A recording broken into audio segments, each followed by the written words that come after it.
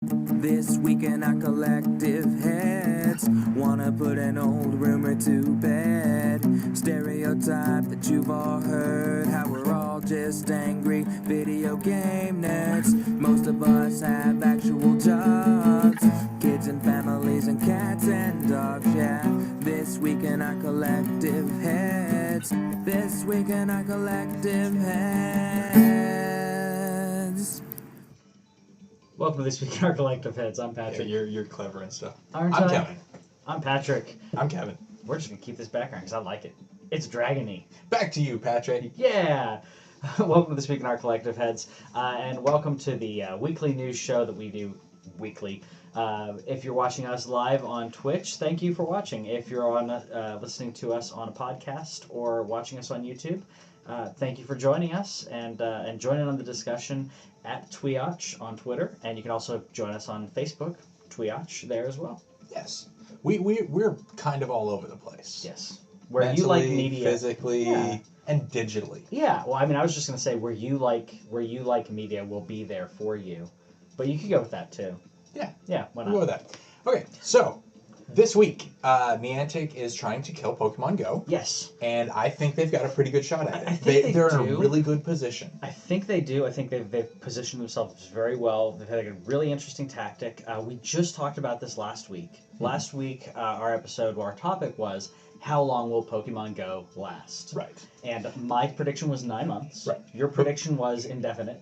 Before we do that, let's go ahead and put out the topic for this week. Yeah, we have a different topic this week. Yes. This week, the NES Classic mini thing was NES Classic. The NES Classic. The mini NES Classic. The NES Classic. Okay, the NES Classic is the mini box that has 30 games and a really good selection of games too. Yeah. Like, it's a really good collection. Very, very good. And so I got to thinking, what would I like my collection to be if I was making a classic certain console? Because I liked the Nintendo, but the Super NES is still my favorite console of all time. So I have a list of 30 games for the Super Nintendo.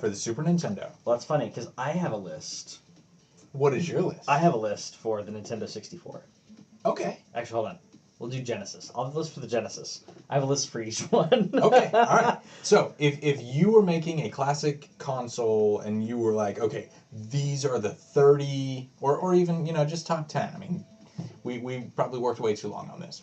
But anyway, if you were making a classic console and you needed to show the importance of the console and the games that came out on it, what would you put on yours? And that can be wherever you started. It can be on the Wii or the Xbox 360 or the PlayStation or whatever. But we have our list, and we're going to talk about that at the end of the show. Yes. So but for right now, we're going to talk about Pokemon. So if you guys are watching live, think about that. And if you're not watching live, if you're watching live, go ahead and talk about that. If you're not watching live, you can go ahead and comment about that. If you're tweeting at us or commenting us on Twitch, we'll actually be able to talk to you a little bit. We'll find it. Anyways, so last week's topic was, how long will Pokemon Go last? Yes. How long will this craze last? I said 9 months. You said a couple years.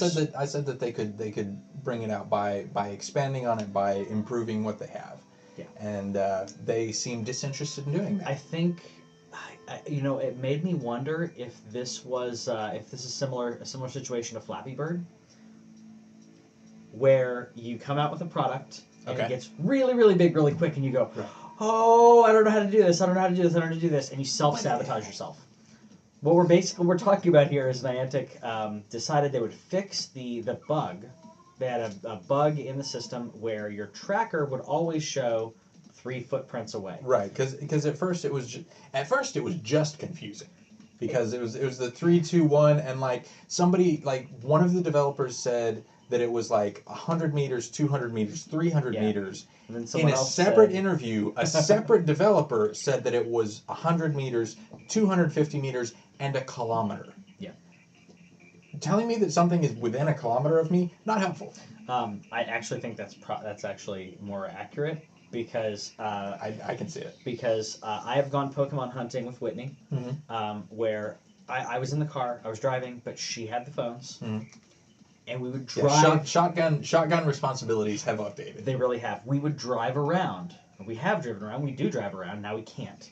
But we would go, there's a Jigglypuff. Right. And it's really far away. And we would drive in one direction. We would go, okay, it's gone. And we're going through neighborhoods at this point. We're like, okay, it's gone. So we're going at like 25, 30 miles an hour. Yeah. Not a really big deal.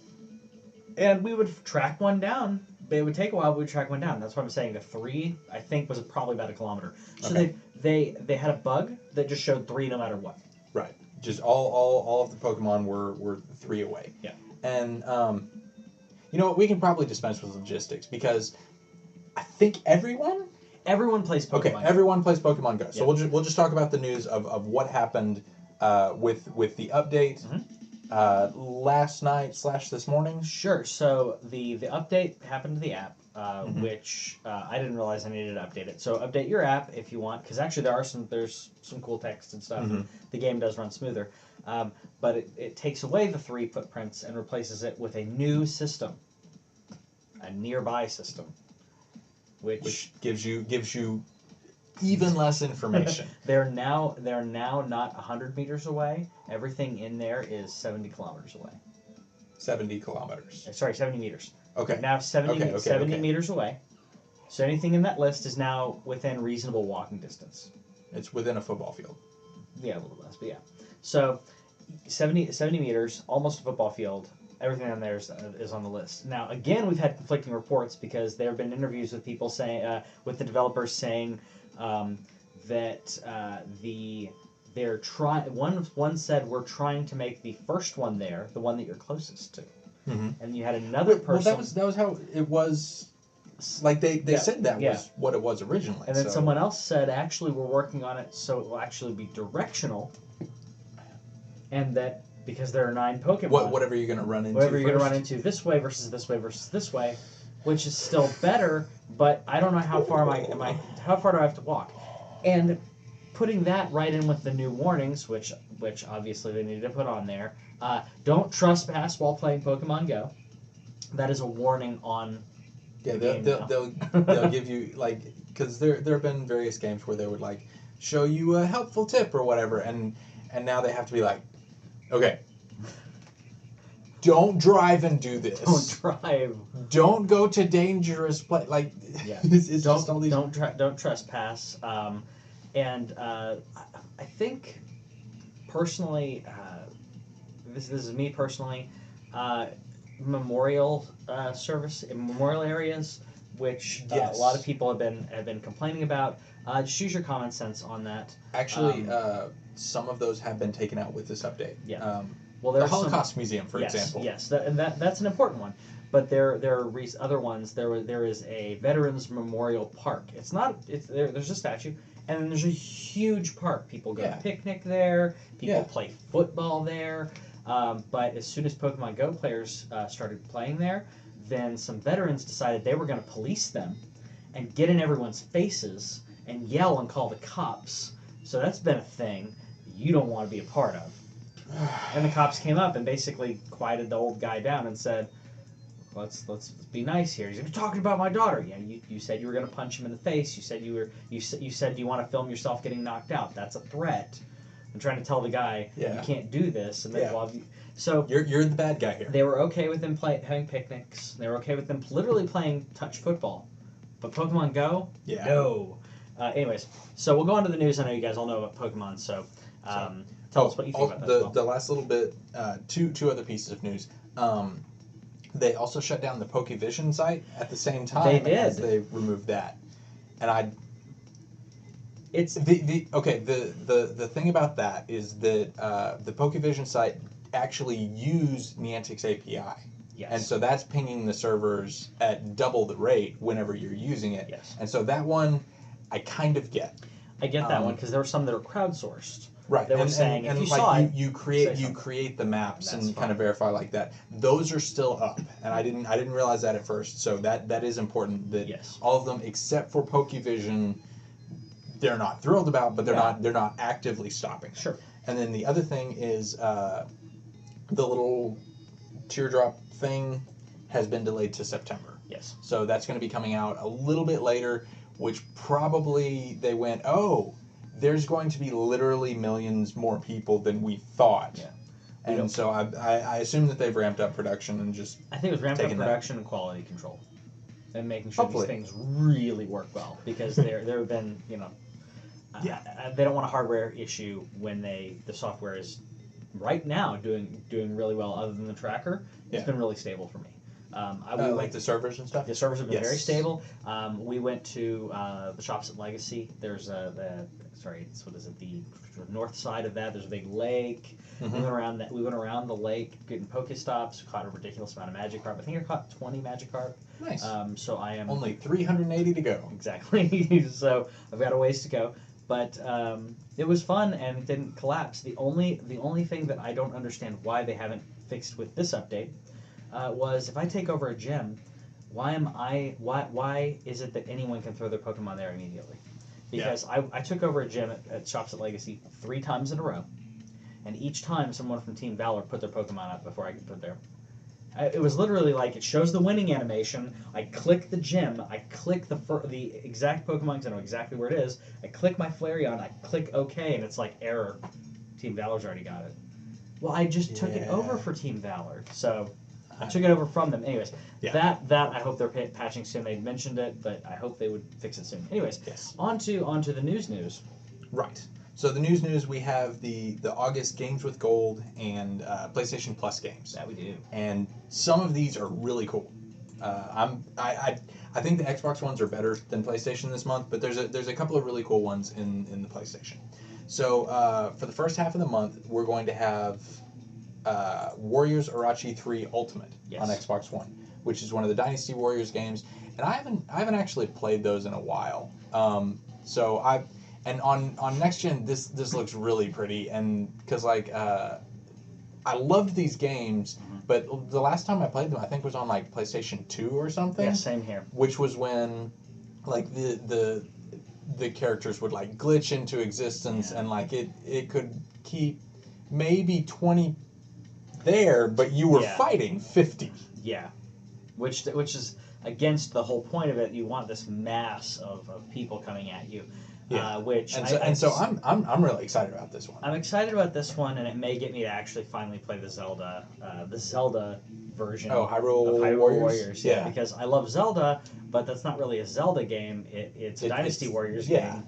So I haven't. It's a Musou game. Yeah, so I haven't really been pushed to want to play that. Yeah. But see, the Zelda one doesn't have Lubu, and it doesn't have Hanzo and Tori. Yeah, and it doesn't have this will. Either.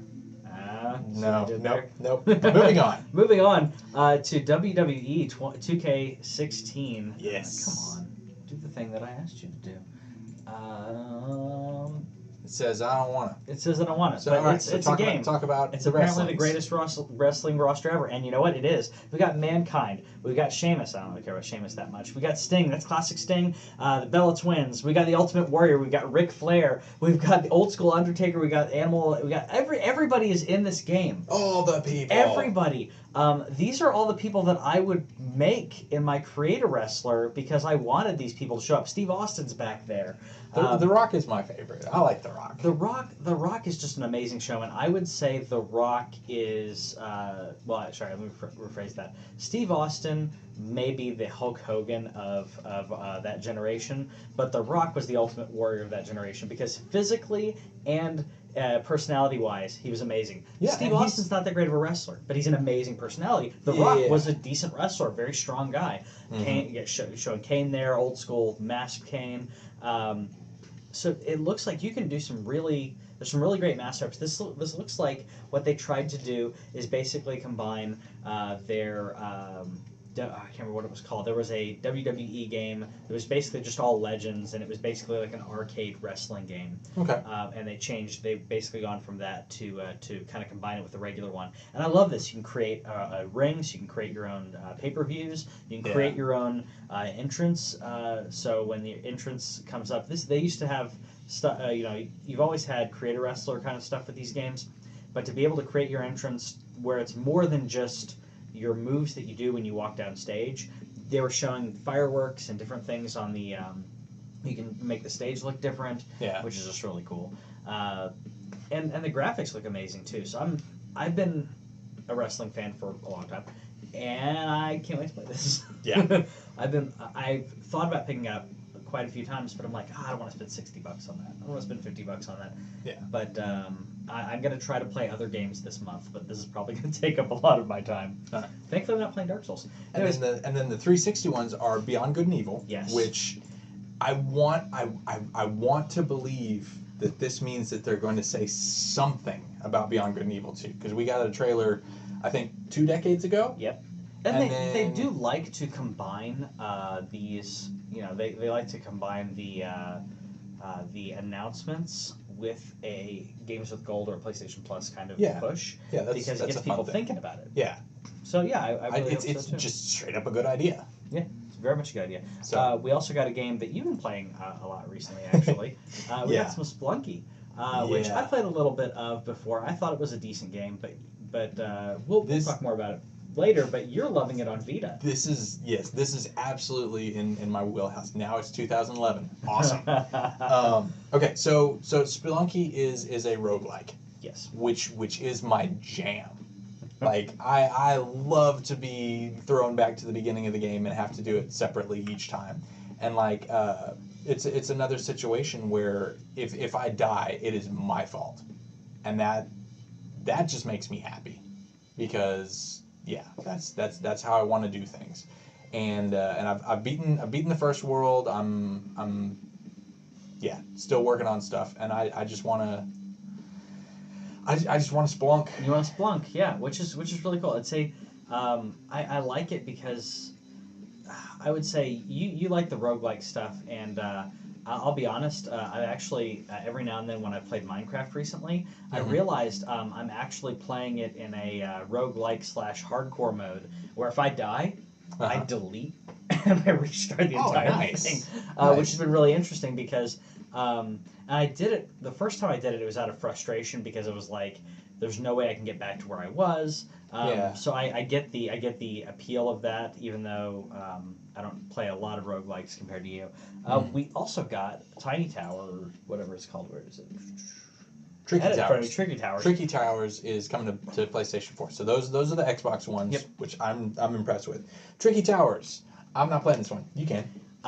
Yeah. Apparently, we had a 1, 2, 3 not in on this. Yes, and I got to it first. So I looked at this and went, oh, it's like it's basically it's Tetris. It's physics. It looks very much like a mobile game type thing where you just try to build the things and get high, and I don't know, maybe that would help. Get high.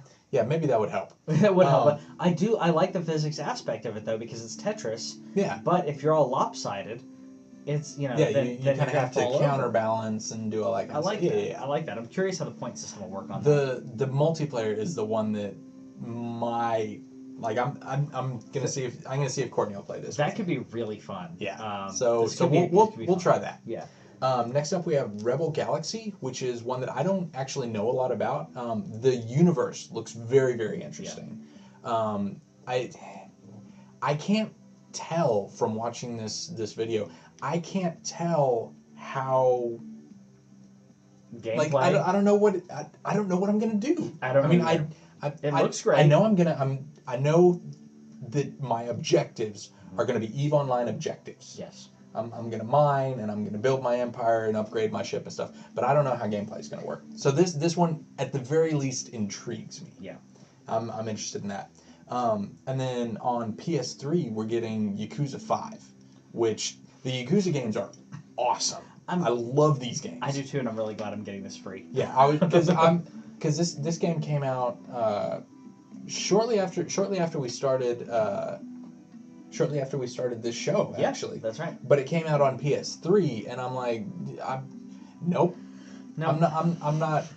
I'm not booting up my PS3 for that. Right. I wanted this game on PS4. Yeah, and this looks really good for a PS3 game, because like we saw with The Last of Us. They reached a point where they really understood the cell processing, and like they figured out how to unlock everything. But yeah, it looks good. But I wasn't gonna play. But you can play karaoke and bowling, and there's dating the mini games to are it. Awesome.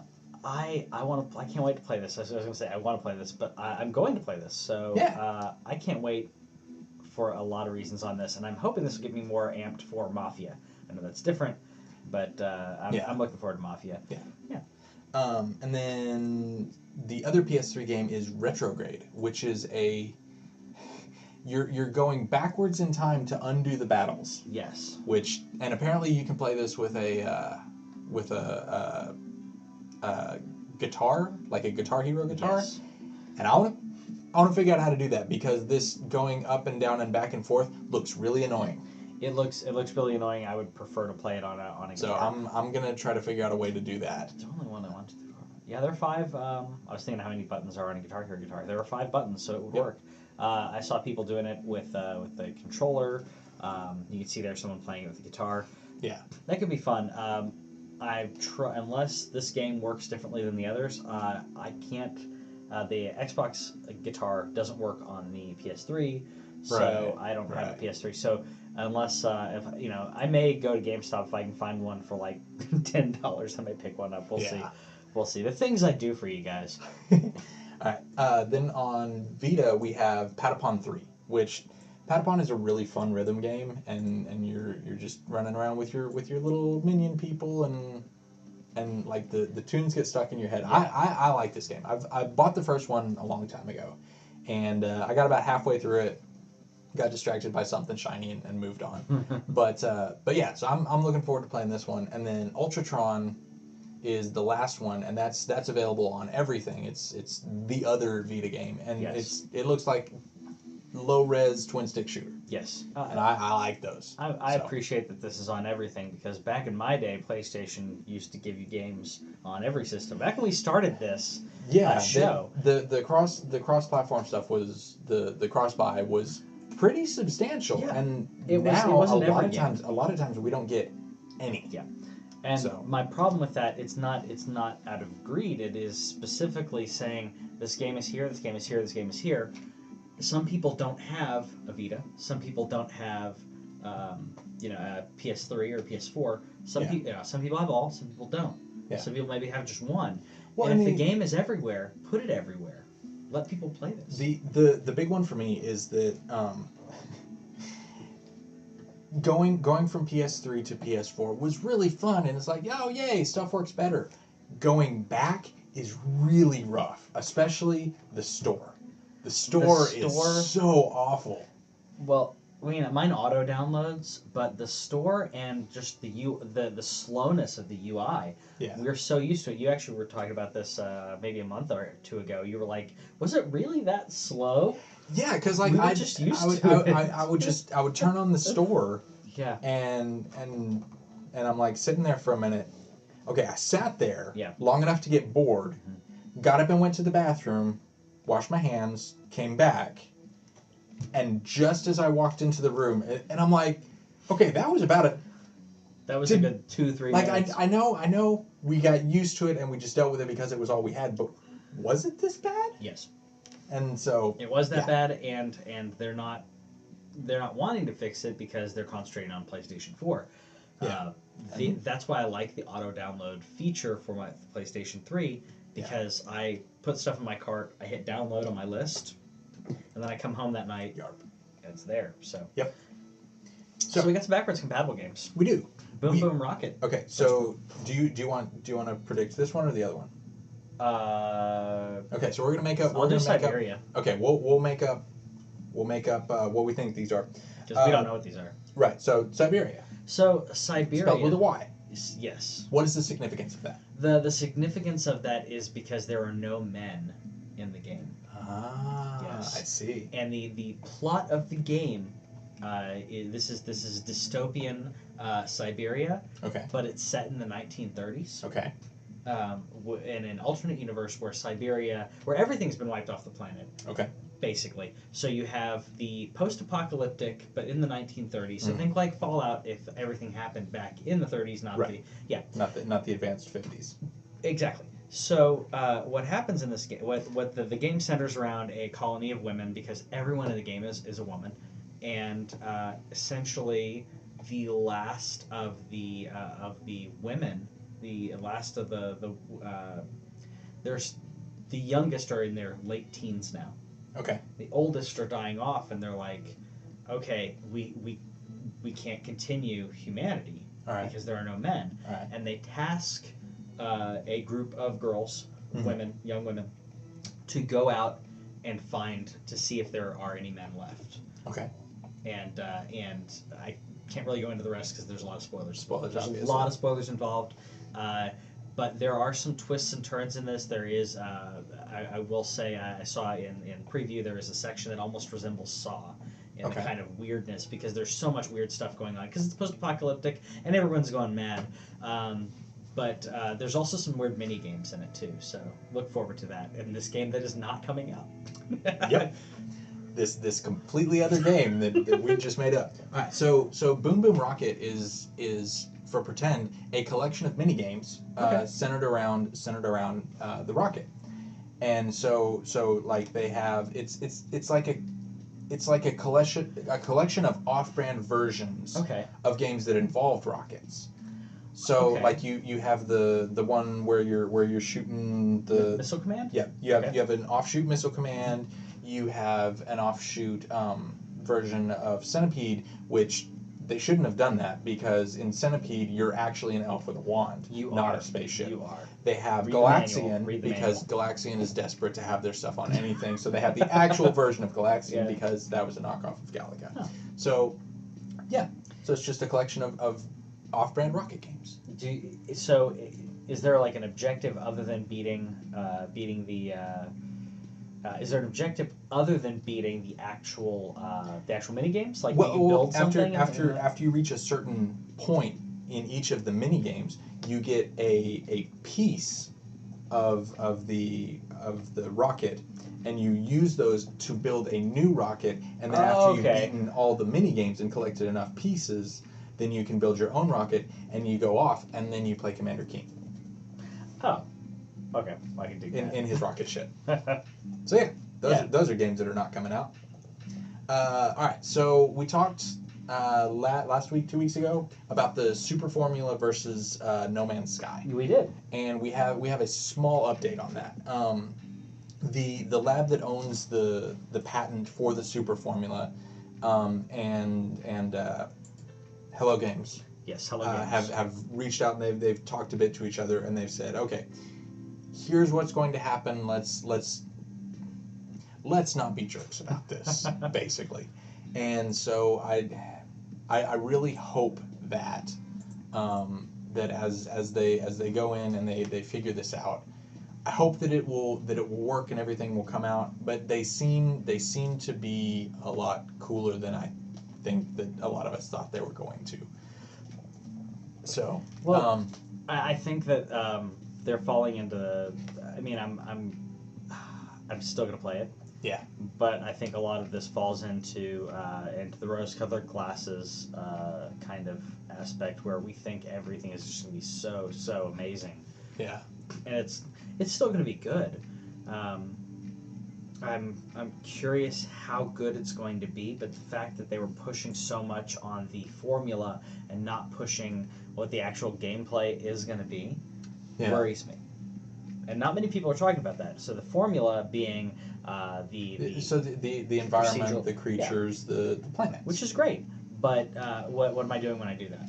Yeah. Which I was kind of telling Whitney about this. She saw it in GameStop, and she was like, "Is that one game where you were?" And I was like, "Yeah, that's the one." She's like, "Okay, but what do you do when you get there?" And I'm like, "We don't know." Like, well, I've seen some mining kind of stuff and maybe some combat. And she's like, "Okay, but what's the point?"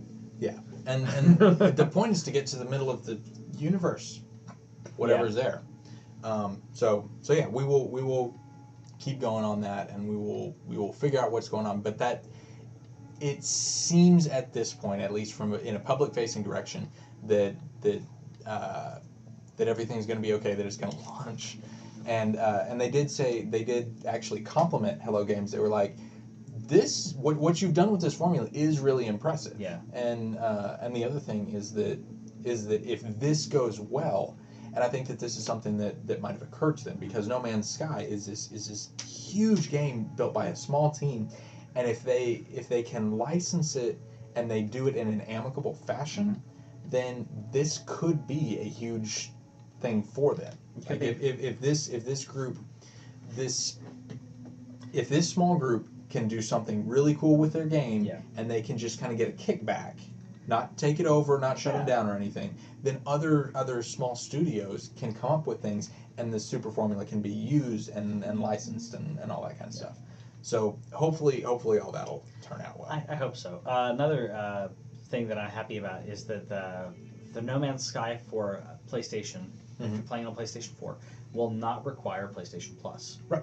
If you're playing on PC, it will also not require PlayStation Plus. Exactly. Well, I'm happy about that because this is a game that you really have to be online to experience this way. So I'm glad it's not going to require PlayStation Plus, and we're not going to have to.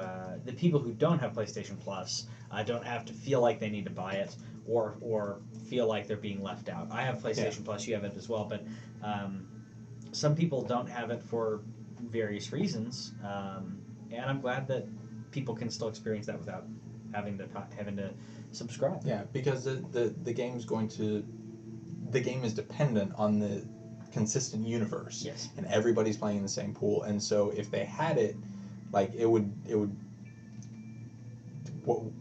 No, the game would be broken without online. Yeah. And so the fact that they worked with Sony to be like, hey, this isn't going to work if people are offline. We don't have an offline portion. We have created an MMO on your console. Yes.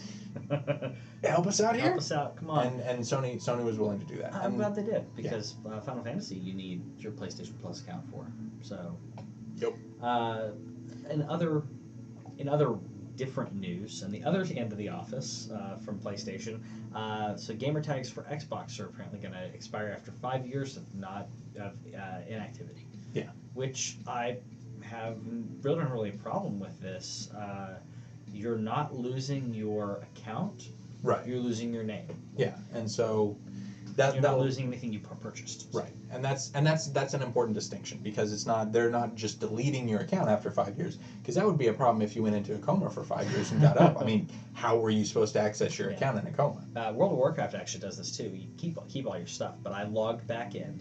I logged back into World of Warcraft. I may be playing when the Legion comes out, the new expansion. And all my characters were renamed, and when you get in there, it's like, okay, we renamed them.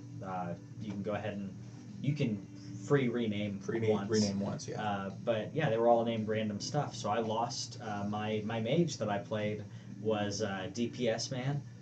I lost him, and my paladin Gary Busey. He's no longer Gary Busey, so it's kind of sad, but it happens. I'm okay with it. I still have all my stuff. Yeah, and it's also good because like one of the people there's somebody on Twitter who has Twin Pie. I want that one, but I can't have it. Yeah. And this person has tweeted twice, followed nobody, is followed by nobody. Yep. He's an egg. There's a TWIOCH on Twitch. On Twitch, That completely has never inactive. done anything. He's not subscribed to anybody. Nope. So that's why we're TWIOCH Gaming. It's the only place that we are not TWIOCH. Yeah. Is on Twitter, on Twitch. So which is unfortunate. Very, very unfortunate. But yeah. So I tried to play Life is Strange a little while ago. I bought it. It was on sale, and I was like, okay, here I go. I'm gonna do it. I don't want to wander around and click on it. That's not your thing. I can't. That is not your thing.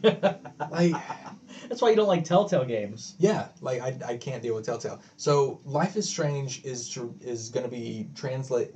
As far as I understand, it's going to be basically translated into a live show. I'm like, yay! I'll watch that. Yep. Because I'm actually in the middle of watching a playthrough with no commentary.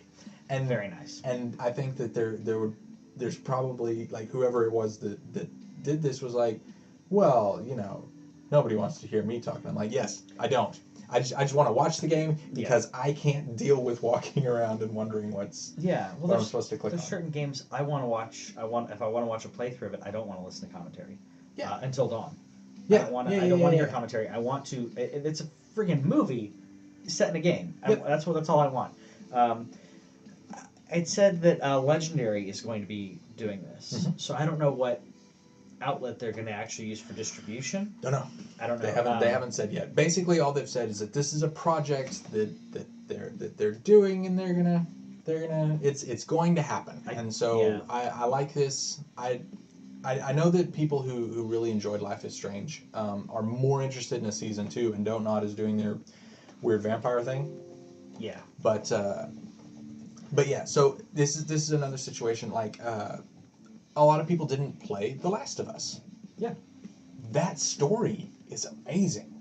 And this is an opportunity for those to be translated to other mediums, and that makes me happy. The Last of Us is great. Well, what I was actually thinking was for distribution, distribution of this. Okay. I hope Netflix, because Netflix has been knocking it out of the park. Yeah. With Orange is the New Black, Daredevil, Jessica Jones, and Stranger Things. Have you watched Stranger Things? I watched half an episode. How'd you watch half an episode of that? Disinterested, really? I watched it and then I stopped. I don't remember. Wow. I did watch the entire new season of BoJack Horseman, though. Okay. And I think I'm the only one that has, because nobody else. I've not watched the new season, no, but I don't know. I mean, did you watch the amount of nostalgia in that show? That's the other thing. It's I don't have nostalgia for those things. There's like also, we were talking before the show started. Like he was showing me somebody YouTuber. did like a YouTuber who did like a bunch of what is it called when you mash up? It's a medley. Okay, a medley. Yeah, a medley of like classic animated show tunes theme songs, the art like the intros, yeah, and so like Animaniacs and Darkwing Duck and DuckTales and Inspector Gadget, Thundercats. and I have seen an episode of none of those. You haven't seen Animaniacs? Literally, I've seen clips. I've seen like collections of like I'll watch the montages of Are You Thinking What I'm Thinking? Yeah. You know, or I think so, Brian. Yeah, like I watch those. I'll watch or the What We Learned for Today or whatever. Yeah. Like those things. Those are fun. But like I've never actually seen an episode of any of those shows. Yeah. So and the show works other than the nostalgia bit. Right, and so and I want to get on board with that. So watch it. Hopefully. Watch it. The kids are great in it. Anytime you have really good kid actors, I really like that. Yeah. They're fantastic in it because they're most of the show. Winona Ryder is the worst part of the show. But no offense to Winona Ryder, just her character is just bawling the entire time. But the kids playing Dungeons and Dragons and like relating everything. I did like that. It's a great intro and I enjoyed that, but they didn't. No. What? They didn't roll for initiative. They didn't roll for initiative. They didn't do a perception check. He didn't tell them why they were rolling, what they needed to do. But they're like, those need to be bounced. They're like 11 or 12. I don't care. But yes, I was 11 or 12, yeah, and I knew what I was rolling for, yeah, and what counters need to be applied to that. Because if they have actually made characters and they're not just rolling dice for no reason, yeah, there's going to be bonuses and penalties. Correct. But the fact that they reference D&D, I will watch it though. They referenced Lord of the Rings. Mm-hmm. They have an argument between it's from Lord of the Rings. No, it's from The Hobbit. Same thing. And they're like hitting each other. Ooh, no, yeah. Nope. So you'll like that. The kid actors are great. The police chief is fantastic as well. I highly recommend it, especially if you. How did we get here? We were talking about. That's right. Life is Strange to Netflix because to Stranger Things. Netflix honors the source material and says, not necessarily the source material, but whoever's making the show, they go, I trust you. They give them the ability and the budget that they need to take on something and do it well. Yeah, I went to Dallas Comic-Con. We were listening to Rob Schneider Q&A, which was hilarious. But he was talking about his show on Netflix, and I realized when he was talking about that, he was saying that he did the pilot, no one wanted it, and he pitched it to Netflix. Or sorry, he realized no one wanted it, so he filmed all of it, and then he pitched it to Netflix. And Netflix is like, well, so how long are the shows? He's like, well, they're 26, 27 minutes. One of them was like 32 minutes. They're like, okay, I don't care. Yeah. Like, they don't have the time constraints. Same thing with Stranger Things. Whitney got surprised that there would be an intro before the opening credits that went on for like 5 or 6 minutes, and then the intro credits happened. She was like, "Was that the episode?" I'm like, "No, that's the intro." She's like, "Oh, because we're used to just the ability to change things as needed as it fits the material, Yes. and that type of freedom for the creators is really cool. So the best pre-order bonus yes, is like they did this with Stick of Truth is free if you pre-order Fractured Butthole. Fractured Butthole, yeah, And then somebody else did it, and now Rise of the Tomb Raider is doing it. If you pre-order Rise of the Tomb Raider, you get Tomb Raider Definitive Edition for free. Yes, please keep doing this. Yes. Because these are the best bonuses for this particular type of game. If you're going to give me a sequel and you're like, no, I didn't play the first one. Yeah, do it this way. And the other thing is that they're giving it to us with a reasonable amount of time to beat this one before the next one comes out. Yes. Because this is coming out in October, they're giving you several months to play Definitive Edition, and if you enjoy it, you get it. I kid you not. I almost bought this, and then I realized, oh, I have it on Xbox One, so I shouldn't. I already have it. And then I was like, but then I'll get the definitive edition of the other one. Yeah. Which has DLC and stuff. Yeah, DLC. Yeah. So I like that they're pairing this up as well as especially for this franchise because they have rebooted this in a way that they've made Lara Croft not only relevant, but they made her a fleshed out character and more than just polygons, if you will. Yeah. But you can have her as polygons, and that's what I am absolutely going to play this with Lara Croft from 2. Tomb Raider 2. Yes. Yeah. I think that it's fantastic that they're doing that, and I want more. Like you said, I want more games to do this. Fractured Butthole has done that, so I've been playing Stick of Truth. If a Assassin's Creed, if they did that, that would be really cool because, maybe you missed Unity, and when they come out with the next one is going to be probably the end of next year because they said they're waiting. Right, they're skipping this year for Watch Dogs 2. Yeah, so my prediction is going to be October, November next year for the next Assassin's Creed, which I'm hoping is in Egypt. But it would be kind of a weird tie-in, but they could go, hey, if you buy this, we'll give you Unity. We'll give you the previous one for pre-ordering. Because a lot of people skipped Unity, Unity's not the right one. It'd be Assassin's Creed Syndicate. Okay, yeah. So the London one. Mm-hmm. With the twins. With the twins, yeah. So I tried to play that one. That'd be great. I would like for them to do that, even though it would be kind of disjointed for them to, if they go back to Egypt, to be very different. But I don't care. Yeah. I don't care. I want it. We had some really big news this week, though. Yes. Really big rumory news, but pretty much. Which one? NX. Oh. So yeah, we skipped that entire. Yeah, that was. Okay, it's right here. That is way substantial. It's right here. Okay. So, there are mixed bag of people saying, "Oh, it's probably speculation." No. This is. I absolutely trust this. You trust it. I trust it too. Eurogamer has not done a spread like this before, and then Kotaku, who is a good enough journalist to get blacklisted by 3 different companies because they're really accurate. Right. They're too accurate. Independently confirmed. Yes. And so that's enough for me. So the two big news parts of this is first one is I'm gonna buy it. Yeah. But cartridges. Yeah, cartridges, which is fine because solid state drives have that's cheap now. You don't have to because like the issue with it originally was like N64 came out and they're like, oh well, it couldn't handle whatever. We need motion video. fast and this stuff, and that's why Final Fantasy VII ended up going to PlayStation, Yes. and then stayed on PlayStation for Yeah. a very long time, and sold a bunch of PlayStations. But now with SD cards, Yes. 32 gig, Yeah, right that's there. super cheap. This just makes sense. Yes, it makes sense. At the same time, I will also put my prediction on within 6 months someone has hacked it and you have a cart that plays everything, which I'll buy.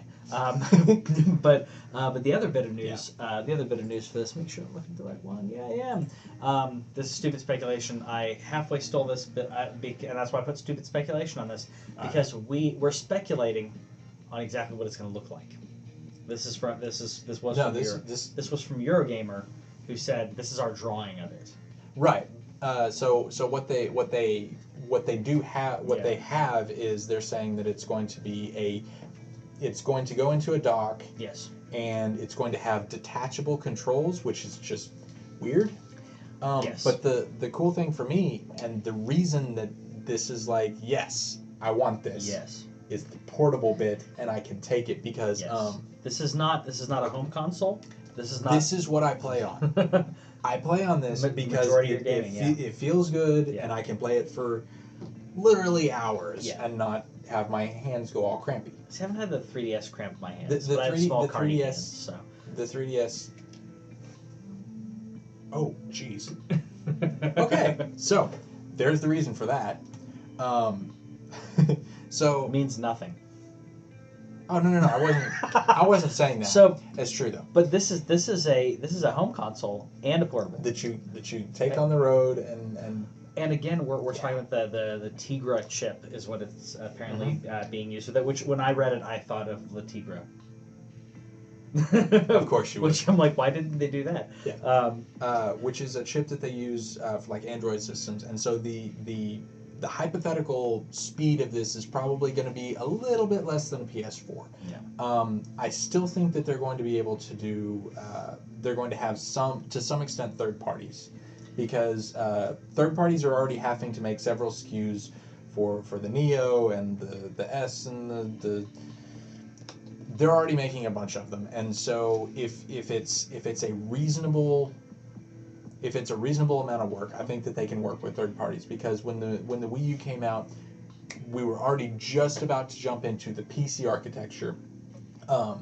The Android system base is very close to Linux, and so that's a lot more open. The developers are gonna have a system that's not too difficult to program for. The OS is not going to be Android based, which some people were claiming that it could be. Which there was no way Nintendo was going to do that. That's way too open to be able to be to essentially homebrew. Right. It's going to like I said, I give it 6 months before. Just because of the way we're talking about reading off of a solid cartridge, I give it 6 months before you have something similar to the EverDrive. Have you seen the EverDrive for N64? Yeah. So it's fantastic because it's a cart and you put your SD card in it and it plays everything. They have one for the DS as well. Mm-hmm. So I give it about 6 months before that happens. It's unfortunate unless there's some checksum that it's doing, but I don't think it'll be able to, honestly. Unless you have to turn off your Wi-Fi. Yeah, it's going to be tricky. Yeah. It'll happen. Speaking of homebrew, though, the Vita has been hacked. Yes. So that is forever. PlayStations take a long time. Since the PlayStation 2, which was, oh my goodness, it was so amazing. Yeah. And then the PSP ended up being, and that's a big part of the reason that they basically had to drop it, because people were buying a PSP for Super Nintendo emulation. Yeah. And so it's been cracked to where you can put stuff on it. Right now it's just emulation. They don't have, you can't play all of the Vita games that you want. It's not a backdoor download to a APK kind of right. thing. So it basically opens it up for emulation, which does make me quite happy. So that's a thing, and there will be more news on that. Yeah. I think the homebrew community, I think that it's something really important for gaming, and as much as Nintendo and others want to shut it down, the homebrew community to be able to emulate or play your own games, there is a big drive for that. And if you have a portable to play that can do it, or the Wii did it as well. There was a homebrew channel, so you could download homebrewed games. You could play the homebrewed. Well, you could play the homebrewed cracked versions of Mario, where or the Lost Levels, where you download not the official versions, but either ones that are enhanced in different ways. Mm-hmm. It's really cool, a really cool community. So I think that's an important part. And I hope that it'll continue. It obviously will continue on PC. I think it's also important because people can self-publish now. Yes. Homebrew is a great place for people to come from. Yes. You can kind of build and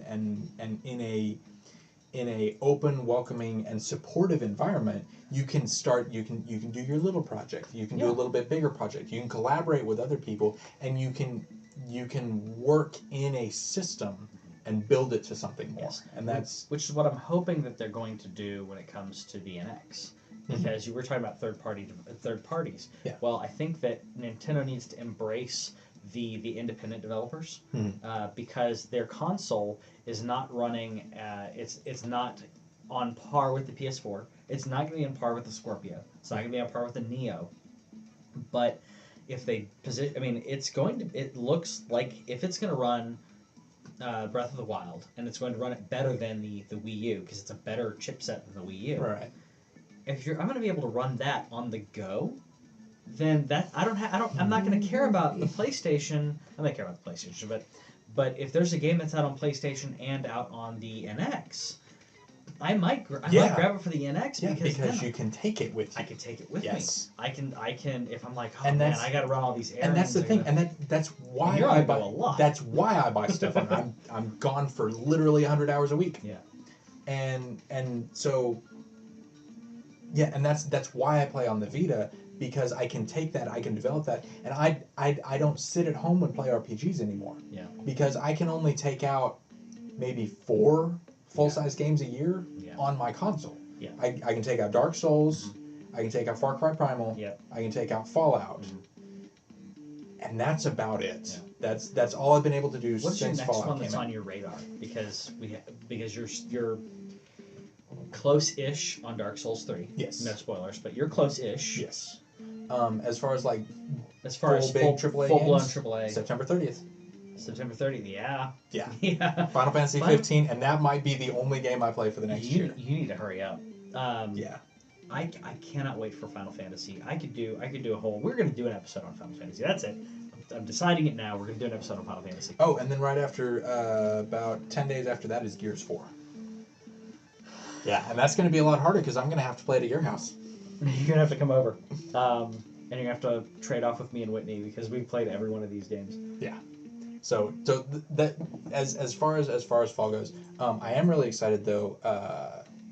Tomorrow night is the Abzu stream. Yeah, it's finally here. Yes, it is. And then almost. And that makes me really happy. Yep. That's going to be in place of where we normally do Drawful on right. Monday night / typically, Tuesday morning. Yeah, typically on Monday night I play Drawful with the Twitch chat, which is really fun, and that's been going pretty well. Yeah. But this week I'm gonna do Abzu because I pre-ordered it. I got a shot at that. It's so pretty, and also we don't do spoilers, but I need to just briefly rant about this. Okay.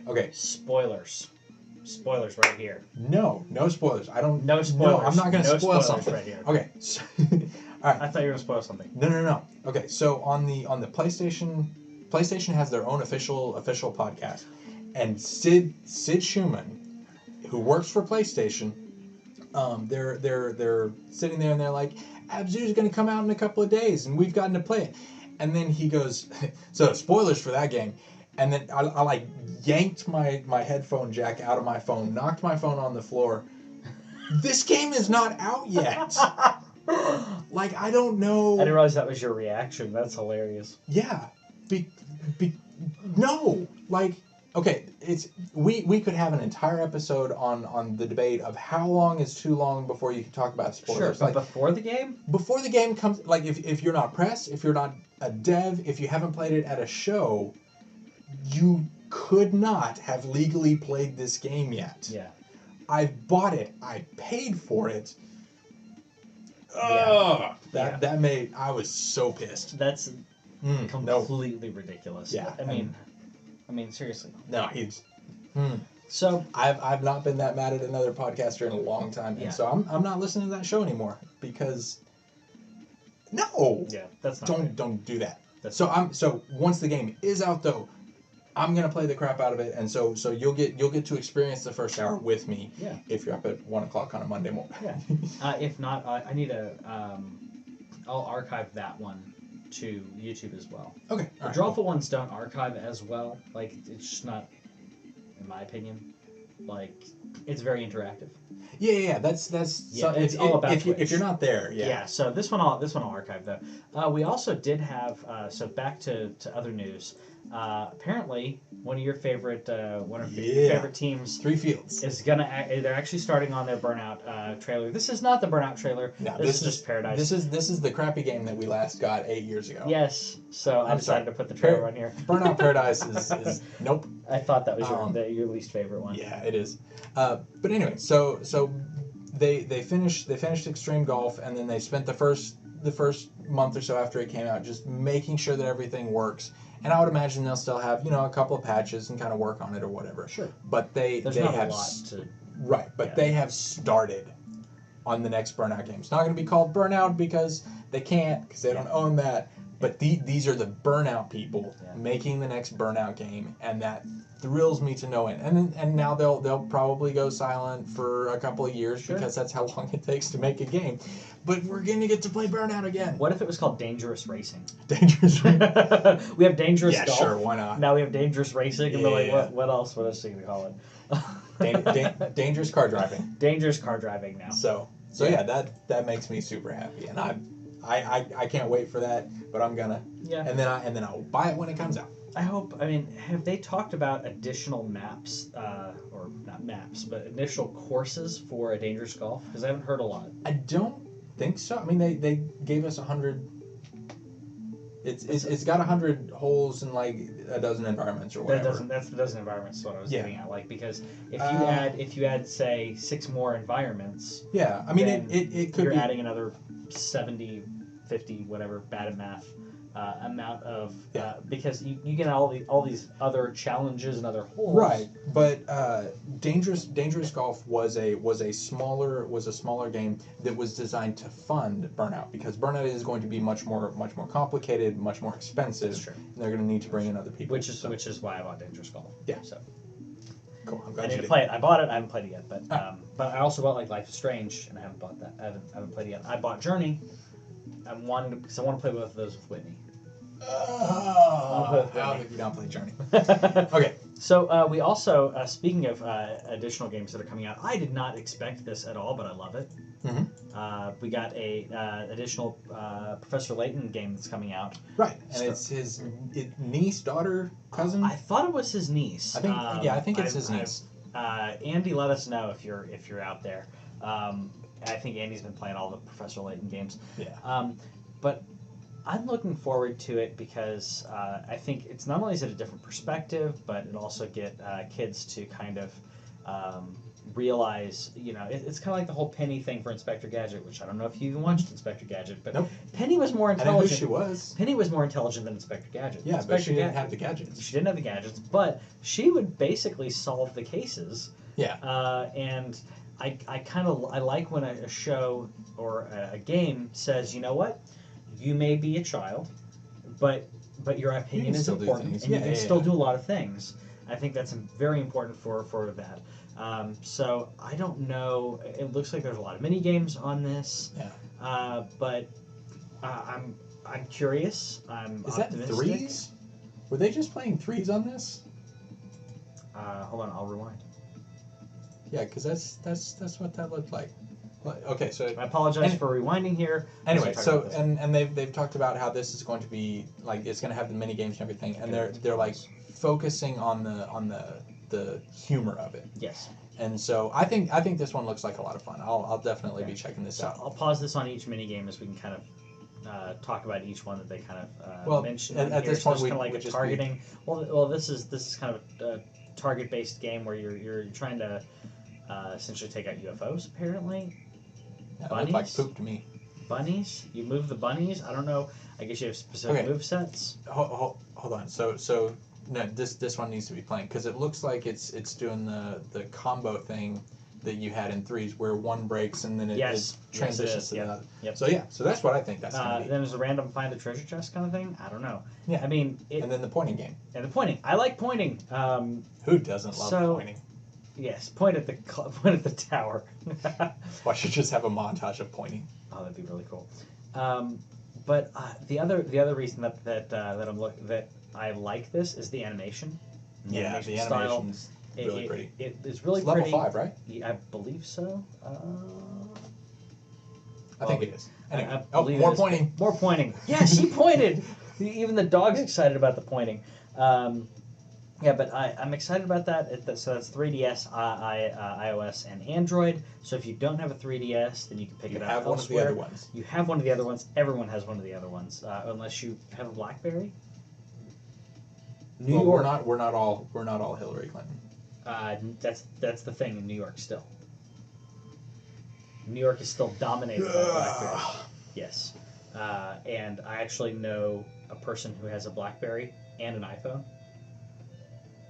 You know some strange people. I know some strange people. He does all of his work on the BlackBerry because of the typing interface and so many things that he can do on that. And why didn't he just get a Sidekick from T-Mobile from 2011?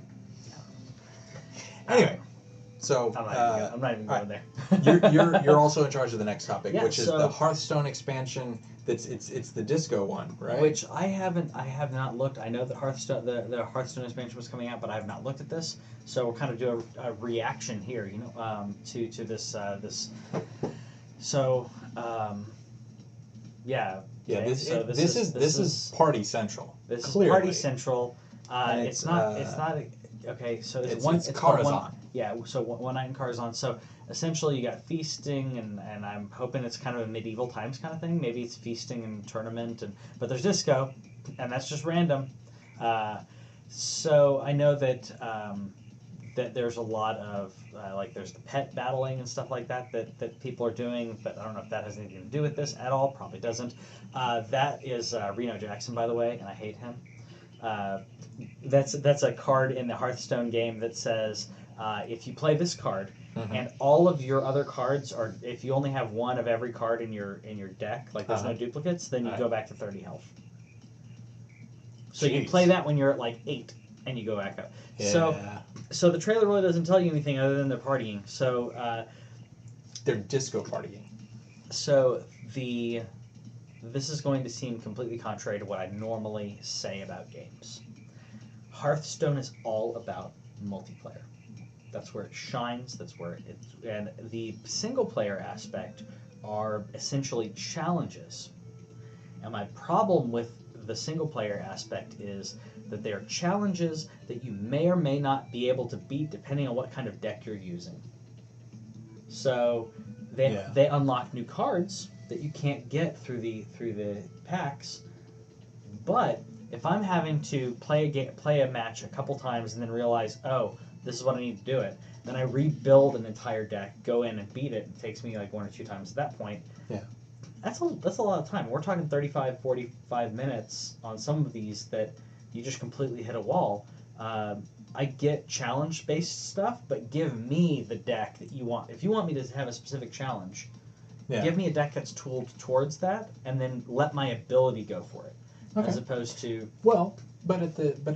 I feel like the philosophy of the single player on Hearthstone is to prepare you for multiplayer. They are very much aware that multiplayer is where it's at, and so they want to teach you how to build a deck for a given scenario or a specific type of opponent, so that you understand the interplay between different decks. And I think that's why they did it. But if the challenges are like win in 10 turns because everything's collapsing on you, because it's like the Indiana Jones style thing. Well, yeah, you're not going to encounter that in multiplayer. You're not going to encounter that in multiplayer. But it teaches you how to play fast. if their deck wasn't tooled to essentially taunt me and keep me from, that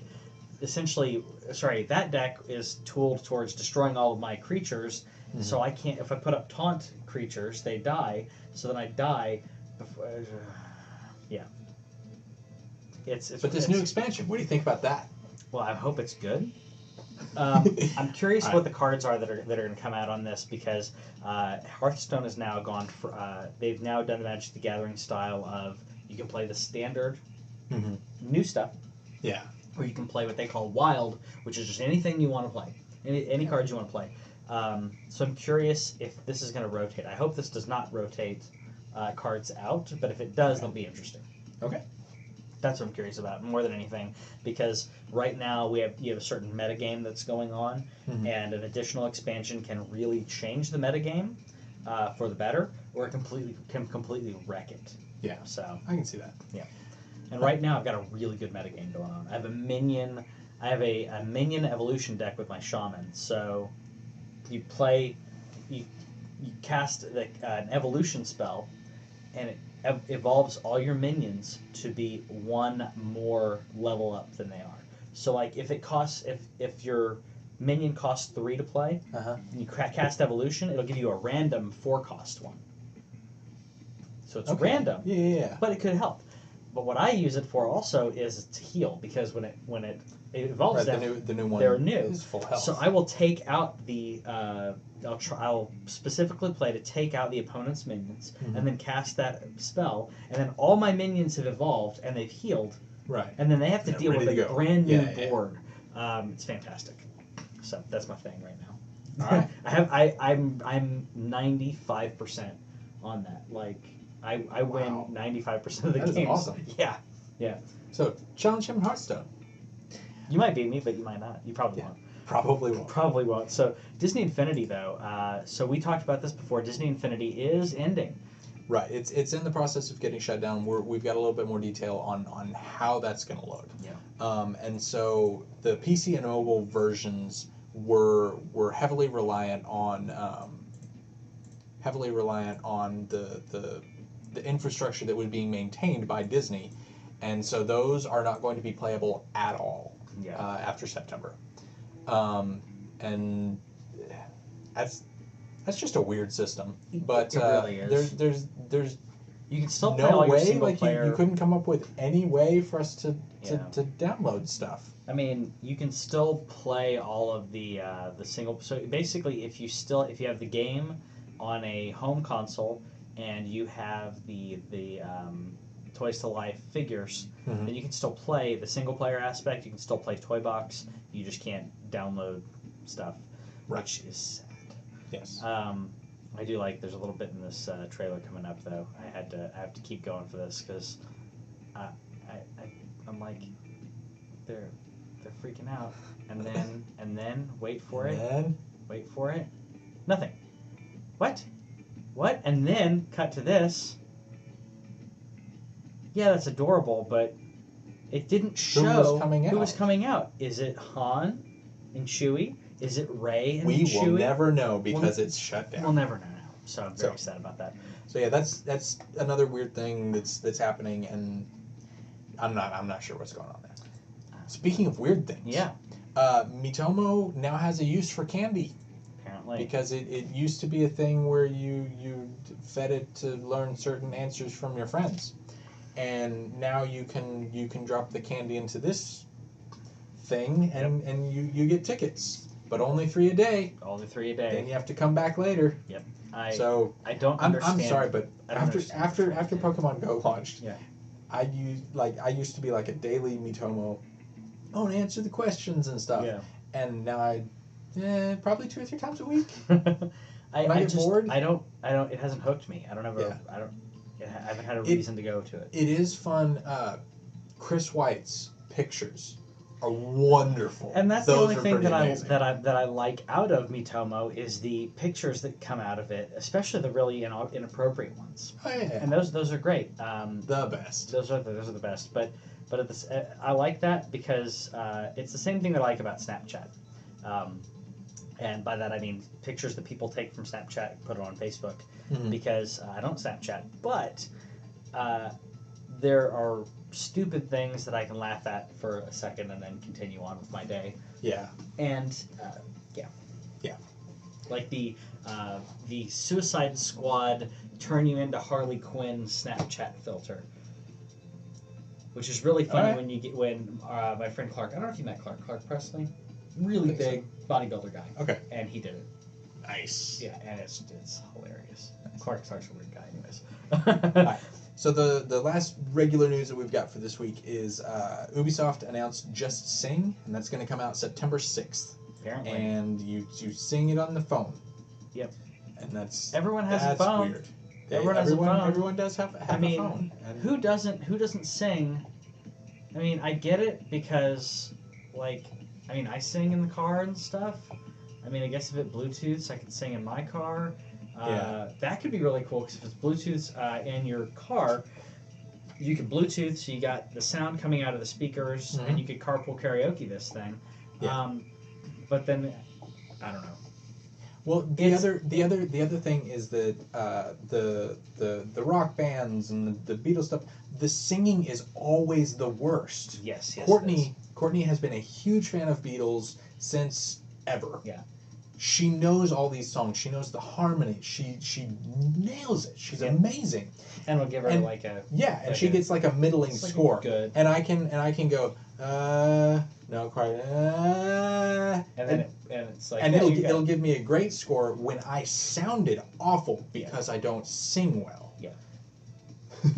That's a problem. And so I have very low expectations. I'm not planning on this. We did start playing Just Dance. You did? Together, yeah, because we bought that a little while ago while it was on sale, and we have right now access to all the musics for 3 months. Okay. It's pretty fun. That's kind of cool. It's pretty fun. I have to look into that. So I don't think Just Sing is going to work very well. Probably won't. But I do look forward to Colin and Greg playing it because they have had some really fun, entertaining versions of that. They have. And yeah, they're goofy and strange. Hopefully that does well. Speaking of goofy and strange, our weird story, which Yes. I don't find goofy what she did because I cosplay. So it's awesome, and it draws attention without breaking the rules to how stupid the rules are. Yes. So there was. Do you have her name? It's in the article. Oh. So basically, she was told when she came to work that her work attire was unprofessional because she had open-toed shoes. She had these are heels. It's actually in the first picture. Can we put that up? Actually, it's in the first picture. Picture on the left. She actually has open-toed heels. There's a little tiny opening right there at her big toe. And that was also that and the scarf. Her headscarf were considered a problem. Right. So this was considered a problem. So she decided I'll cosplay. So you got a nice Starfleet science officer here, which I think she's going for. I don't know if she's going for Dax or she's going who she's going for with this because you can see. No, it's not Dax. Also, for the record, that image is mirrored on her actual costume. The comm link is on the correct side. Okay, good. I was gonna actually mention that, but well, I guess that makes sense because she's selfie. Yep. And then you got. So is she red? Over on the right hand side, it's a Star Wars cosplay. Yeah. And it's Padme. Yeah.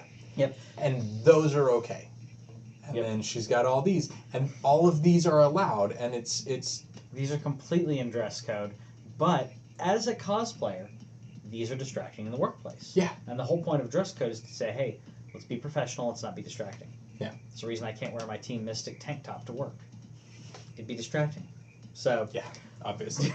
But yeah, it's just a weird situation, and they have gotten the rules lifted to where because dress code for whatever reason specifically mentioned like a cultural headscarf is not appropriate, and it's like okay if you're that's illegal. No, you that can't do illegal. that. So that has been shut down. Yeah.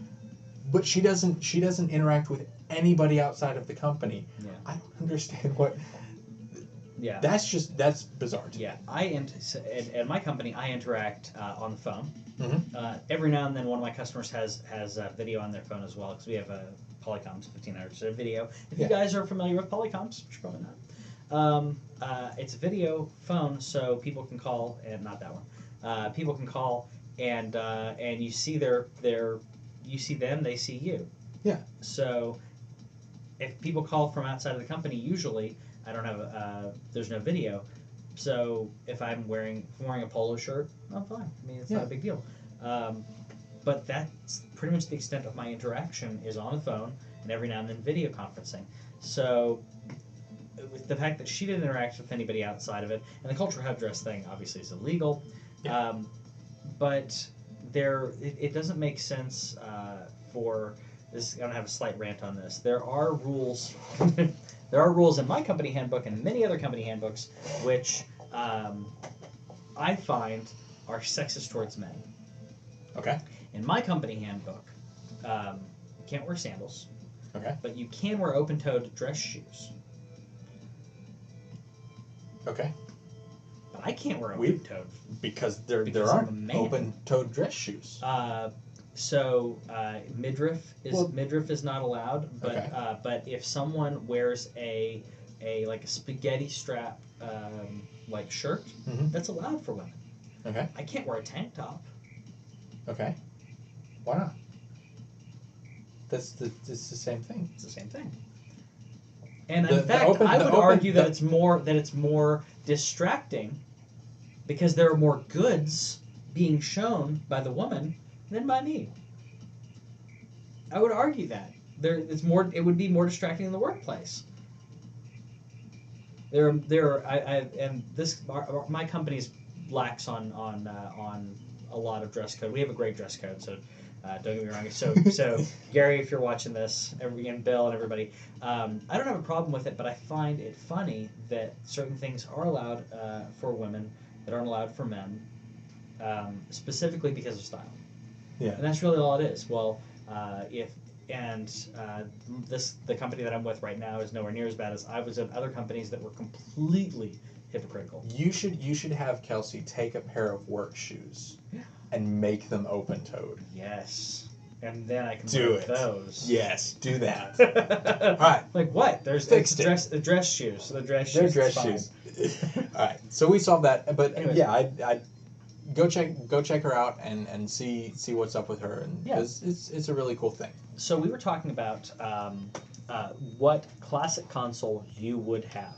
What games you would have if you came out with your classic console. Do you want to go first or you want me to go first? You go ahead, because I need to pull mine up. So So have your I've got a little over 30, so I'll skip a little bit here.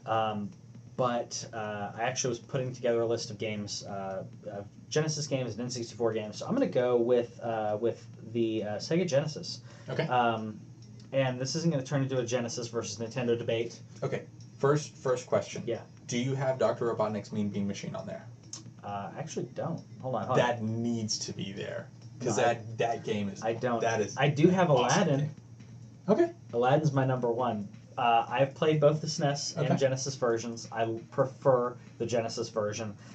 This, like I said, that's why I mentioned this isn't going to be a debate about that, because it's not about that. It's just if Genesis came out with a console with 30 games on it, what would I want to be on there? Aladdin should be on there. So go ahead and go. Aladdin's number one. We're going to do this pretty briefly and just kind of blast through these. Yeah, just the game and then maximum 2 sentences on why. Sure. So Aladdin. Mm-hmm. The music. I think this is probably one of the best games for the Genesis. The way that it shows for a 16-bit system, what it shows for music and visuals. The fact that you can. You're not blasting through Jack. I'm blasting through it. The fact that they'll throw an apple at you and you can slice it with your sword. That's awesome. Second one, Altered Beast. Altered Beast is great. Great arcade port, and that's the reason that I want it on here, because it was an arcade port, and that's really cool. Mickey's Castle of Illusion. Mickey's Castle of Illusion is an excellent one. Very fun. I know this has been on other recent consoles, but so is a lot of the SNES stuff anyways. Castlevania, Bloodlines. I don't know that particular one. So Castlevania, there were 2 Castlevania games on the Genesis. While the Super Nintendo and Nintendo had Castlevania games, Genesis got 2 games. And a lot of Nintendo people didn't play these, and they're actually some pretty good games. That's why I think it should be on there. Cool Spot. The 7-Up game. The 7-Up dot. With Cool Spot. All right. Because kid you not, it's really fun. It's a lot better than a lot of the other tie-ins like that. Well, it has to be better than the one on Super Nintendo, because the one on Super Nintendo is awful. Yeah, it's pretty good. All right. Earthworm Jim. Earthworm Jim Earthworm is Jim's actually on is yours on the as Super well. NES one, Again, so I like I can said- take it off of there. Like I said, yeah, we can honor it there. Okay. Echo the Dolphin. All right. So Echo the Dolphin, you play as a dolphin, and you go through and you use your sonar and you hit things with your booper, your beak. What do you call them? I call it a booper. Booper. You bop it with your booper. So there are two on there. I can just go with the first one's fine. Okay. Ghouls and Ghosts. It's so hard. Ghouls and Ghosts is a hard game, but it's really fun. Golden Axe. Golden Axe 2. Golden Axe 2, I'm okay with that, yeah. Okay, Yeah. because Golden Axe 2 is the one that has the fighter, the dwarf, and the Valkyrie chick, Yes. and she is awesome. Yes, we're going to go with that one. She's the best. Jurassic Park. Jurassic. Yep. Jurassic It's difficult, Park but it's fun. Yeah, and it's fun. It's fun to even just run around on the first couple of levels on that one. Like Yeah. even if you don't beat it, Hold on. Jurassic Park's fun. Yeah, I missed one on here. Lion Okay. King. Lion King, yes. Lion King is great. It's difficult. A lot of these games are more difficult. I played Lion King the other day, and it's a lot more difficult than I remember. Lost Vikings. Lost Vikings is so good. Yes. That's the one I wish Blizzard would bring back. I do because those too. Lost Vikings 1 and 2 both are superb games. Yeah. I actually do prefer the first one. Yeah. Mega Man: The Wily Wars. The Genesis Mega Man game. I have not played that, but I'm aware of it. It's good. Mortal Kombat. You can do Mortal Kombat 1 or 2, or they can do Mortal Kombat Ultimate, which is like a collection of like. Right. It's basically Mortal It's Kombat. the rosters. It's like every roster. I believe you're playing Mortal Kombat 3, but with a bigger roster. Right. So okay with that. As much as I like Mortal Kombat 1 and 2. Mutant League Football's fun, but that's kind of a random one. NBA Jam. Well, see, you need to have a couple of sports games on there. Yes, yes. That's why we have Mutant League Football, and we have NBA Jam. NBA Jam is awesome. It's He's fun. on He's on fire, which I absolutely love. And you get to break the backboard. You get to and break then the fall backboard. in the shards Yes. of the backboard. Yes, because that was a big deal back in the days with the plexiglass backboards. Yeah. And when Shaquille O'Neal and some of the other guys started breaking those, it was like what you're being destructive, and they were like, I didn't mean to. Yeah, but it's cool. But it's really cool. But I didn't mean to. Phantasy Star 4. Great RPG. I plan on playing. That's why I put it on here. Okay. Pirates of Dark Water. You don't know this I one. don't know that I've ever heard of that one. Pirates of Dark Water was a Hanna-Barbera cartoon, and it was amazing. Okay. Originally a mini-series of classic, like, collect the things to defeat the thing. Naturally. So, where pretty much the entire world is kind of like piratey, water-based. Okay. And there is dark water that's like encroaching and like taking over the land, and This kind of sounds like actually the plot of Demon Souls. a little bit. Okay. Except this is like everyone's happy and having a good time. Okay, and no, that's not they're Demon like, Souls. and they're like dark water. That's over there, or that doesn't exist. Right. And they're collecting the things to stop the thing that happens. Okay, so it's a never-ending story. Because at the beginning people weren't afraid of the nothing Yes. because it was But elsewhere. you have your spunky young brash guy. Obviously, you have your big seasoned pirate who's got an attitude. Okay. You have a magic wielding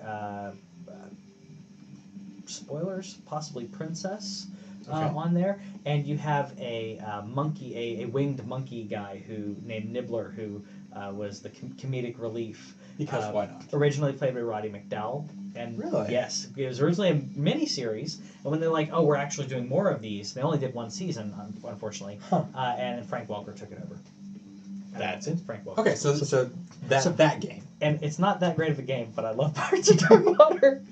All right. Punisher for Genesis. This is an arcade port of the Punisher arcade game. It is a side-scrolling beat-em-up, All right. and if you're the second player, you play as Nick Fury. That's cool. Yeah, and I mean classic, I'd play that. classic Nick Fury. I'd play that. Yeah, classic Nick Fury.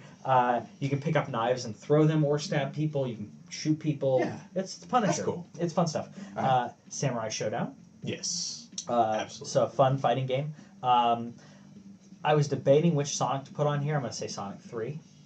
But Okay. you put Sonic 2 as well. As long as you Sonic's don't, as long as you don't put Sonic 1, that's the only thing. good. Sonic 1's not bad. It's just the other ones are so much better. Yeah. Sonic 2 is like an improved Sonic 1. Yeah. Let's see. Streets of Rage 2. Mhm. Another nice beat 'em up. Yep. The Addams Family game. Yes. Very fun. Very fun. Yeah, it's quasi Mario style. Adventures of Batman and Robin. All right. The Adventures of Batman and Robin, which is basically a additional story from the Bruce Timm animated Batman, the animated series. Yeah. So I had to put that one on there. That's It's really awesome. cool. TMNT the Hyperstone Heist, Okay. which is what Genesis got when SNES got Turtles in Time. Okay. Well then, And you have Turtles in Time in there. Oh, yeah. It's fantastic. Turtles in Time is the best beat 'em up ever. Yes, it is. And I will defend that Yes, it is. if anybody ever argued with me, because nobody ever. Nobody has. There's actually a good Mighty Morphin Power Rangers one on Genesis. There is. but I also like the Mac the Knife and his buddies. That That one's one's a fun good too. So 2 more, Toe Jam and Earl, Yes. because that's fun, and then X-Men Clone Wars. Okay. X-Men Clone Wars is fantastic, and you get to play as Psylocke. Yeah. Psylocke is fantastic. She's hot, and you get to play as Psylocke. So not Psylocke, Nightcrawler, Gambit. It's great cast. That's awesome. Great cast. Okay. Honorable mentions to the Incredible Hulk. All right. So I have our official TWIOCH Super Nintendo list of games, because I think that the mini NES, Yeah. the classic NES, will sell well. Very and I well. think that they will bring out a Super Nintendo one. And if they can do, totally see that. this is what I want. Okay. Number 1, Link to the Past. Yes. Because oh my goodness, that remains my favorite Zelda game. It created the Zelda formula. Okay. I mean, it created the Zelda formula of use go find an item, use the item. Yeah, Ocarina of Time is almost a retelling of Link to the Past. Yeah. Link to the Past is just astounding. It is. Final Fantasy VI, greatest video game of all time. And watch us on Still. Thursday nights Yes. while I play Final Fantasy Yes. VI for the first time. And when I help you, you can do stuff well. I'm going to redo that. Yeah. Yeah. Redo that, because I forgot to That tell was him to do things. that was a half. Um, This thing. This. I tried not to put too many RPGs on here, but the Super Nintendo is my favorite RPG console as well. It had some amazing RPGs. So the third one, another RPG, is Chrono Trigger. Yes. Because oh my goodness, that game. It's good enough that it's people so good. debate Final Fantasy VI and Chrono Trigger. Yeah. I've literally heard people debate that. Yeah, and it's really fun, and it's also the first time I ever encountered New Game Plus. Yeah. 17 different endings. Go watch them all. I have. Wow. So next up we're moving over to the platformers. We have Mario World and Yoshi's Island. Both of those are excellent. I didn't include there's a version of Super Mario All-Stars that includes Mario Yes. World, but It includes Mario 3. Mario 1, 2, 3 Lost Levels. And that's the only reason that I would include that version, because they already had Mario 1, 2, and 3 on the classic NES. That's So true. I just You don't need it. I feel like collections are cheating. Collections are cheating because that's why I skipped it. I was gonna say Sonic Collection or Toe Jam and Earl 1 and 2. So. Yeah.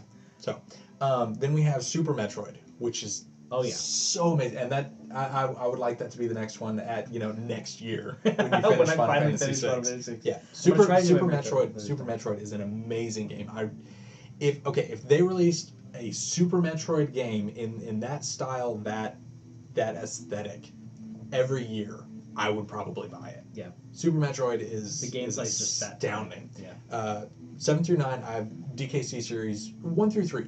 They all have their own charm, and they're all quality. Yes. They do different things, but they're all excellent games. Very fun. Mega Man X 1 and 2 this is the little series section right here. But Mega Man X 1 and 2. X3 is also on the Super Nintendo. It's not that good. They had started to kind of do have a tiger on a train. It'd be fine. It's fine. Those aren't robots. Show up. Yeah, but Mega Man X 1 and 2 are really quality, and yeah. Then Mario Kart, which was the first Mario Kart, and there have been a lot more since then. There have been other ones that did it better, but Mario Kart on the Super Nintendo is still an excellent game worth playing, and it's surprisingly fair. Like it doesn't have the rubber banding that really kind of hurts some of the later games in the series for me personally. I like to play single player stuff. All right, so Earthbound. Earthbound I put on there, even though I've only played it for an hour or two, because for a lot of people it is a really, really special RPG, and it is a significant entry on the platform. It is. Some great tongue-in-cheek humor and breaking the fourth wall on that. Yeah. Killer Instinct. Don't play the single player. just play against other people. So if you get two controllers, then Killer Instinct needs to be on there. Because that game is fun, and I will annihilate you with Jago. Or Glacius, actually. Super Mario RPG. It's so good. Yeah, you get to. It really is. It's the first time that Bowser was a protagonist rather than the bad guy. He's not the bad guy, even though he is at the beginning. And I'm sorry I spoiled that, but that game is. Okay, well, if it's 3 console generations ago, it's okay to spoil it, I think. This is also, I mean, the gameplay is so good that they modeled the Stick of Truth gameplay after this. Yeah, it's that good. And I also like that it's turn-based battle, but you have something to do while defending. Yes, that's really fun. Yes, and then except for Mallow, I know he's supposed to be cute and everything, but go away, Mallow. Nobody likes you, and you can cry and make it rain or whatever. Turtles in Time. We already talked about this a little bit. It's totally the best. It's so good. Yeah. Secret of Mana or Illusion of Gaia. I really don't know which one of those to put in there. They're both excellent RPGs, but one of those needs to be in there. Super Street Fighter 2 is next up. Which I was gonna put it in my list, and I actually but you don't want to unless they're giving you the 6-button you have controller. To have the 6-button controller. And I really don't think that they would. I think that they would just do the regular, because all of the emulators that I've played that are the Sega is the 3-button, and you don't want to play Street Fighter. Street Fighter, you need the 6-button because you need the punches and kicks. Yep. So that's another reason that I have it on here. F-Zero. F-Zero is it's so good, and it's some of the best 3D that they had on there. It's what is it called? Is it Project 7 is the 3D, the fake 3D something. Yeah. Where they actually put the chip into the cart that got plugged into the thing. Oh, I did. That was what they used for Star Fox. They didn't use that for F-Zero. No. It's a separate thing. No, I was referring to the fake 3D technique that Super Nintendo used to cheat 3D. Yeah. Which looks amazing. And I didn't realize that was a launch title. I completely forgot about that. Totally. Yeah, it's so good. Great for a if it was a launch title, then you're probably right about the 7 Star Fox has a Super FX chip. Has a Super FX chip. The Super FX chip is the reason that if you get an EverDrive, which you talked about that kind of stuff earlier in the show, if you get an EverDrive for the Super Nintendo, it's a cart that you can put an SD card in and play whatever you want. But the ones with the FX chip, they're working on that though. I'm sure they are. Yeah. I went ahead and put Mortal Kombat 2 because Mortal Kombat 1 has no blood without the code, and I just want to play it. You just want to play it. I just want to play it. Yeah. NBA Jam. Yep. That's another crossover title. Oh yeah. But yeah, that game was just so fun. It is. It's a blast. Pilot Wings is another launch title that does, and they actually had two different programs for the 3D on that, which is bizarre. Before the system even comes out, they're already. Yeah. Yeah, it's weird. I never played Pilot Wings. I've seen it played, but I haven't played it personally. It's pretty fun. Super Punch Out is weird and still racist. Oh, so that might not make it, but I still want to play it. I may have to play Mike Tyson's Punch Out because I have Mike Tyson's Punch Out. Yeah. So I may play that. That's hard. It's so hard. Yes, it is. Kirby Superstar. There aren't a lot of Kirby games that I really like, but Kirby Superstar is one of them. They had a lot more ceilings on the levels, so you couldn't just fly through the entire level, and then Much better. Super R-Type. I was trying to decide between. Okay, Super R-Type is a Gradius style shooter, where you slowly upgrade your ship and you get more things and do stuff, and the Super R-Type actually got chosen over R-Type 3 because of the music. The music for Super R-Type is so good. Gotcha. Uniracers, you also don't know. Uniracers, no. You were a unicycle, and you raced and did tricks. There are race tracks. There are trick tracks where you try to do as many tricks as you can, and you flip up and down and you splat and you land in mud and Yeah, it's ridiculous. it's fun. That is ridiculous. Earthworm Jim. Yep. Which we talked about. Oh yeah. Super Return of the Jedi. Yeah. Because you had to pick one, and Return of the Jedi was the one for you. Yeah. Because Star Wars and Empire have, like, they had the Castlevania rules where if you got hit, you could get knocked back onto something. And like one of the first levels in Super Star Wars, you have to climb up the sandcrawler to get to the top to get in to rescue the droids, because that's how that happened. I remember Yeah. that. Yeah, that was my favorite part of the whole movie. The sandcrawler chase. Yeah. Yeah. So, but if you get hit by one of the like lasers at the top, you can get knocked all the way down to the bottom of the level and have to start again. And some of those last bits are really nope. So, Super Return of the Jedi, and then my last one is Mario Paint. Mario Paint was fun. Mario Paint's fun. Yeah. And then it would be a bummer that you couldn't share stuff, but people could absolutely like record and stream and run through. So, Sure. so yeah. So if you were doing, we need to do the N64 one just so that I can tell you to put F-Zero X on there if it's not on there. You want me to do an N64 one? I've got a short list. Okay, well just Okay, we'll short run through list, hyper quick, because Right. I don't have. I could add more to this. Okay. 1080 snowboarding, Yes. fantastic, fun game, and I'm not even into snowboarding really. Banjo-Kazooie, Mm-hmm. very fun stuff. Yes, Conker's it's- Bad Fur Day on the and other three- end of. 3D platforming. Those two are really excellent. Yeah, I'm going to throw in a couple of random controversial ones in here Okay. too. Donkey Kong 64, which is not controversial. It's too many things to collect. Nah. GoldenEye. You have to have Yes, GoldenEye you have on to there. have GoldenEye. Ocarina of Time and Majora's Mask. Mhm. You have to have both of those. Yeah. Mario 64, which I still think is one of the best 3D Mario games, along with Mario Golf. I love Mario Yeah, Golf. I don't even like golf, but I like Mario Golf. Mario Kart 64. Mm-hmm. Mario Tennis. Yeah. Thus ending the Mario games. Right. Perfect Dark. Mm-hmm. Quake. Okay. Shadows of the Empire. Yes. Spider-Man. Okay. Star Fox 64. Mm-hmm. WWF No Mercy. Maybe WCW Revenge. Okay. Okay. And possibly Superman 64. All right. Okay. I'll allow it because it's in the bundle and people need to know how bad that is. People need to know. People need to know. There's other ones that I could put on this list, but I'll leave it at that. F-Zero X. Yeah. Because and like when that game came out, it was panned for it's like this game is not that pretty, but they nailed speed. Yeah. And it's like the textures are really simple, but like everything flies and you just have this stuff whipping past you. You don't have a chance to see it anyway. The And N64 then was about gameplay though. Yeah, I mean, and the other thing about it is there was another race type that has not been in any other racing game that I know of, much less the F-Zero series.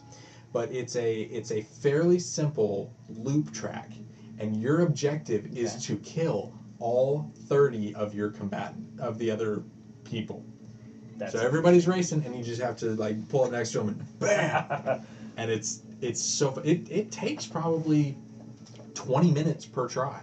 Yeah. And like there's no walls, and you're just trying to knock everybody off.